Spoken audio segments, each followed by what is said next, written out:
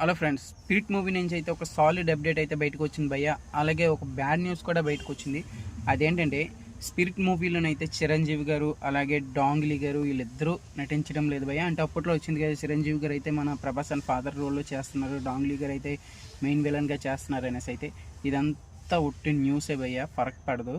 But ఒక్కరున్నారు భయ్య ఈ మూవీలో, ఆయన ఉంటే చాలు భయ్య, ఇంక ఇండస్ట్రీ షేక్ అయిపోద్ది, కలెక్షన్ కూడా ఊచకోతలు వస్తాయి. ఇప్పటికే మీకు అర్థమైపోవాలి ఎవరనేది అయితే.